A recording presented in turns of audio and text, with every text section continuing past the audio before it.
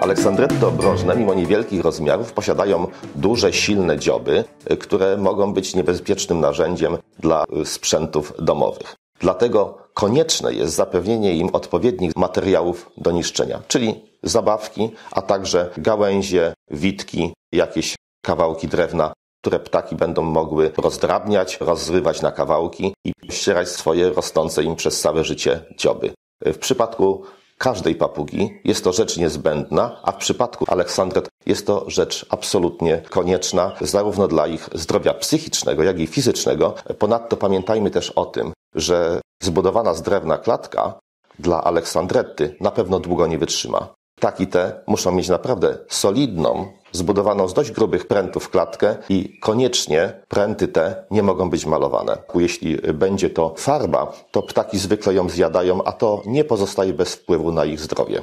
Ponieważ aleksandretty obrożne należą do papug długoogonowych, w związku z tym bardzo ważne jest, aby miały zdecydowanie większą klatkę niż szereg innych papug. Po prostu wszystkie papugi długoogonowe wymagają, aby klatka była dość szeroka, umożliwiająca im swobodne przepływanie z żerdzi na żerdź, czyli muszą być te żerdzie odległe od siebie przynajmniej o kilkadziesiąt centymetrów. Dlatego minimalnym wymiarem klatki dla długoogonowej aleksandretty obrożnej jest klatka szerokości 80-100 centymetrów. Natomiast jeżeli trzymamy je w wolierach, to powinna być ona odpowiedniej długości umożliwiająca swobodne loty tych ptaków. Aleksandretty obrożne powinny dostawać ziarno dla średnich i dużych papug. Musi być przez cały czas wyłożone, tak aby ptaki miały do niego stały dostęp. Natomiast musi być to suplementowane możliwie jak największą ilością świeżych warzyw i owoców. Ponadto ptaki te w środowisku naturalnym odżywiają się również białkiem zwierzęcym. Spożywają owady, małe bezkręgowce. Dlatego właśnie należy dodawać im mieszanki zawierające białko zwierzęce, jak również jajka i produkty pochodzenia zwierzęcego, na przykład chude gotowane kawałki mięsa, oczywiście niesolonego. Głównie mięso z drobiu, ewentualnie chudą wołowinę. Można też podawać ptakom kości drobiowe ugotowane z chrząstkami stawowymi. To jest świetna zabawka, a również niezbędny im składnik pokarmowy.